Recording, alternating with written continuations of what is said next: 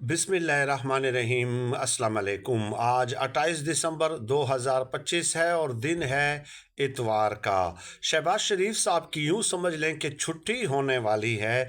ये खबर मैं अपने तज्ज़िये और राय की बुनियाद पे आपकी खिदमत में पेश कर रहा हूँ। उसके लिए चंद आसिफ जरदारी साहब के बयानात में इस वीडियो में आपके सपुर्द कर देता हूँ और उसके बाद हम डाट्स को कनेक्ट करने की कोशिश करेंगे और फिर कमेंट्स में मैं आपकी राय का भी मुंतज़िर रहूँगा कि क्या मैंने जो ये नतीजा अख़ज़ किया है ये दुरुस्त है या नहीं, और क्या आप इससे इत्तेफाक करते हैं या इत्तेफाक नहीं करते।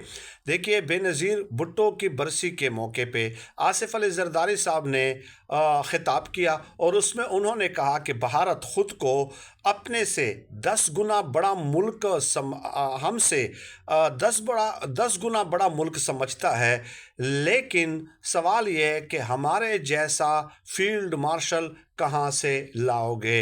हमने भारत पे रहम किया, वरना हम उनके सब के सब तैयारे भी गिरा सकते थे। और इसके अलावा उन्होंने कहा कि दोबारा अगर भारत ने हम पे हमला करने की कोशिश की तो हमारा फील्ड मार्शल उन्हें नाको चने चबवा देगा। और फिर कहा कि हम सारे जहाज़ गिरा सकते थे बशमूल विक्रम के। अब पता नहीं ये कौन सा जहाज़ है उनका विक्रम, जिसका तस्करा जो है आसिफ जरदारी साहब फरमा रहे हैं। विक्रांत का गालिबन वो जो है जिक्र कर रहे हैं। इसके अलावा वो आगे चल के कहते हैं कि आपने जंग तो शुरू कर दी भारत ने, लेकिन 4 दिन भी अपनी टांगों पे खड़ा नहीं हो सके।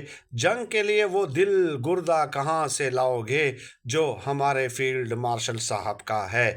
अब इसके बाद आगे चलें। बिलावल जरदारी ने भी खिताब किया और उसमें उन्होंने कहा कि फ़ौज और अवाम ने मिलकर भारत को शिकस्त दी, फ़लाँ फ़लाँ, और जब हमने भारत को शिकस्त दे दी तो दुनिया में हमारी कबूलियत और मकबूलियत बढ़ गई। और फिर उन्होंने भी यही कहा कि मोदी जो है, मोदी नरेंद्र मोदी हमारे फील्ड मार्शल का नाम सुनकर ही छुप जाता है। और इसके अलावा उन्होंने एक और बात कही कि सदर जरदारी ने वो जहाज़ मंगवाए, वो जहाज़ चीन से जिन्होंने राफेल गिराए।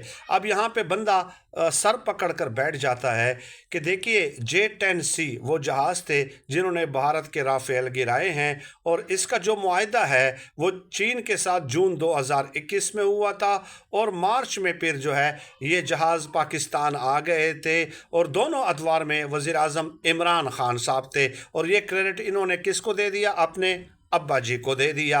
अब यहाँ पे देखिए, ये जो मुनीब फ़ारूक साहब हैं या जो दीगर सहाफ़ी हैं वो क्या कहते हैं। मुनीब फ़ारूक साहब के आप व्लॉग सुन लें कि देखिए, मकबूलियत से कुछ नहीं होता, मकबूलियत उस वक़्त काम आती है जब कबूलियत हो। यानी कि वो ये कह रहे हैं कि इस्टेब्लिशमेंट अगर चाहेगी तो किसी को वज़ीर आज़म या सदर बनाएंगे, और नहीं चाहेगी तो वो नहीं बनेगा। इसके अलावा मकबूलियत कुछ भी नहीं होती, उसका कोई फ़ायदा उनको नहीं पहुंचना।